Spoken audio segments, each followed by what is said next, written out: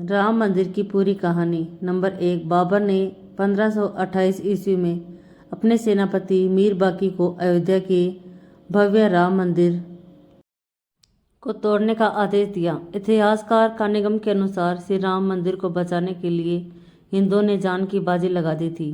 1,74,000 हिंदू वीरों के बलिदान के बाद ही मुगल मंदिर को हानि पहुंचा सके थे।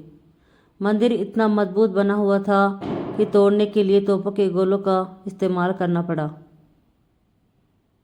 मंदिर को नष्ट करने के बाद जलाल शाह ने हिंदुओं के खून का गारा बनाकर लखोरी ईंटों से बाबरी मस्जिद का निर्माण करवाया था। भीटी नरेश महताब सिंह को जब मंदिर पर आक्रमण की जानकारी मिली तो उन्होंने बद्रीनाथ तीर्थ यात्रा रद्द कर दी और सैनिकों के साथ मीर बाकी से जा भिड़े। 17 दिनों तक चली भीषण जंग में दोनों ओर के असंख्य सैनिक मारे गए। अंत में महताब सिंह समेत राम भक्त वृद्ध को केहरी भी वीरगति को प्राप्त हुई। हंसवर रियासत के राजा रणविजय सिंह के कुल पुरोहित देवीदीन पांडे ने 70,000 योद्धाओं के साथ बाबर की सेना से राम जन्मभूमि के लिए संघर्ष किया। युद्ध में बुरी तरह से घायल हो जाने के बावजूद अनेक मुगल सैनिकों को मौत के घाट उतारा और अंत में वीरगति को प्राप्त हुई। हंसवर रियासत के राजा रणविजय सिंह को अपने पुरोहित के देवीदीन पांडे के मृत्यु का समाचार मिला तो उन्होंने अपनी महारानी जयकुंवरी को सत्ता सौंप दी और खुद 25,000 सैनिकों को लेकर श्री राम जन्मभूमि मुक्त कराने के लिए निकल पड़े और अंत में वीरगति को प्राप्त हुए। राजा रणविजय सिंह के बलिदान के बाद महारानी जयकुंवरी ने आनंद संप्रदाय के महंत स्वामी महेश्वरानंद के साथ मिलकर श्री राम जन्मभूमि का संघर्ष जारी रखा। स्वामी महेश्वरानंद के नेतृत्व में मठों, मंदिरों और अखाड़ों के असंख्य नागा संप्रदायी, गोरक्षापंथी, दिगंबर, निर्मोही, निर्मले और निर्वाणी साधुओं ने भी शस्त्र उठा लिए। उन्होंने शस्त्रों का छापामार युद्ध नीति अपनाई। मीर बाकी इतना डर गया कि ताशकंद भाग गया। हुमायूं के काल में भी महारानी जयकुंवरी और स्वामी महेश्वरानंद लगातार संघर्ष करते रहे। इन्हें 10वें युद्ध में सफलता मिली और श्री राम जन्मभूमि 2-3 सालों तक मुगलों से मुक्त रही। बाद में दोनों योद्धा मुगलों की विशाल सेना से लड़ते हुए वीरगति को प्राप्त हुए। अकबर के समय कोयम्बतूर से आए रामानुज संप्रदाय के स्वामी बलराम आचार्य ने श्री राम जन्मभूमि को मुक्त कराने के लिए 20 युद्ध लड़े। बाद में बीरबल और टोडरमल की सलाह पर अकबर ने वहां एक छोटा मंदिर बनाने की अनुमति दे दी। शाहजहां के काल तक उस मंदिर में निर्विघ्न पूजा होती रही। 90 वर्ष निर्विघ्न पूजा होने के बाद औरंगजेब ने अपने सिपह सालार जाबाज खां को सेना समेत मंदिर नष्ट करने भेजा। अयोध्या के अहल्या घाट पर परशुराम मठ था।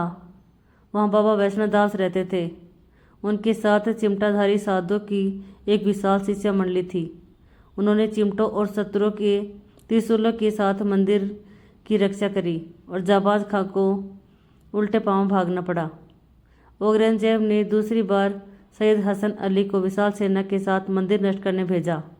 बाबा वैष्णोदास ने समय रहते गुरु गोविंद सिंह जी से संपर्क साधा। वे सेना समेत मंदिर की रक्षा के लिए अयोध्या पहुंच गए। उन्होंने साधु सेना के साथ मिलकर मुगल सेना को धूल चटा दी। हसन अली सानंदगंज के मोर्चे पर मारा गया। 1664 में औरंगजेब ने फिर एक विशाल सेना मंदिर तोड़ने के लिए भेजी, लेकिन तब तक गुरु गोविंद सिंह भी लौट चुके थे। मुगल सेना ने चबूतरे पर बने लघु मंदिर को तोड़कर गड्ढा बना दिया, लेकिन श्रद्धालु वहीं आकर पूजा करते रहे। अमेठी के राजा गुरुदत्त सिंह और पिपरा के राजकुमार सिंह ने नवाब सादत अली से श्री राम मंदिर के लिए संघर्ष जारी रखा। हिंदुओं के लगातार हमलों से तंग आकर नवाब ने पूजा और नमाज दोनों की अनुमति दे दी।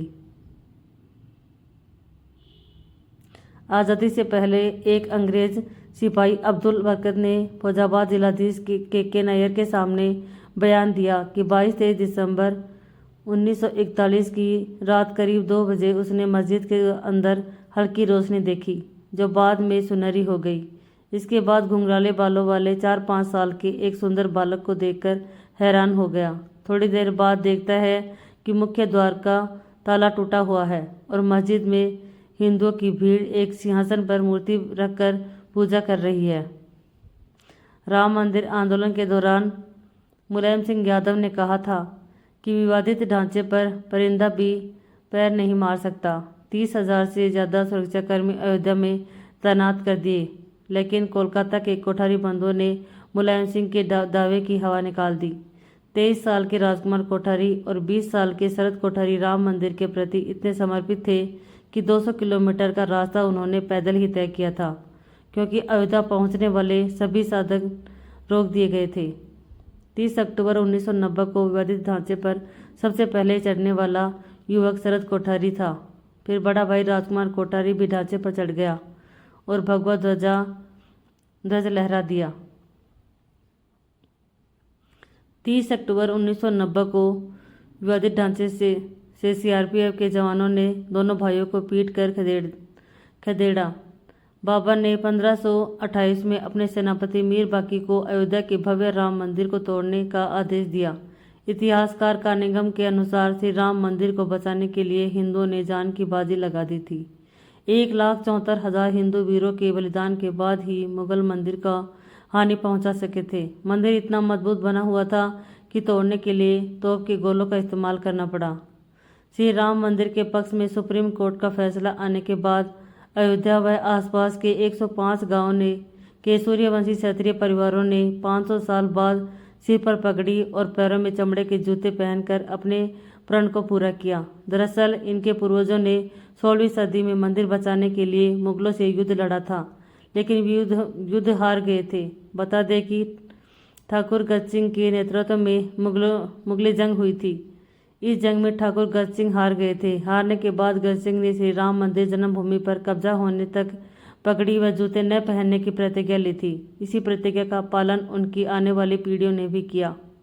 श्री राम मंदिर जन्मभूमि के लिए हिंदू समाज ने 78 धर्म युद्ध लड़े, जिनमें 3,50,000 से ज़्यादा हिंदू वीरों ने अपने प्राणों की आहुति दी थी। बता दें कि बाबर के काल में 5 धर्म युद्ध, हुमायूं काल में 10, अक्टूबर काल में 20, औरंगजेब काल में 30, नवाब सादत अली के काल में 5, नसरुद्दीन हैदर के समय 3, वाजिद अली के समय 2, अंग्रेजों के समय 2 और पूर्व प्रधानमंत्री विश्वनाथ प्रताप सिंह के कार्यकाल में 1 धर्म युद्ध लड़ा गया था। 5 अगस्त 2020 को प्रधानमंत्री नरेंद्र मोदी ने श्री राम जन्मभूमि पर राम मंदिर के लिए शिलान्यास किया था। इस साथ भव्य श्री राम मंदिर की नींव पड़ गई थी। 500 साल तक हिंदू समाज के सतत संघर्ष के बाद आज अयोध्या में भव्य राम मंदिर बन रहा है। मंदिर की ऊंचाई 161 फीट रहेगी। सिर्फ नींव में ही 2 लाख ईंटें लगेंगी, जिन पर श्री राम लिखा होगा। सीढ़ियों की चौड़ाई 16 फीट रहेगी। मंदिर में 5 गुंबद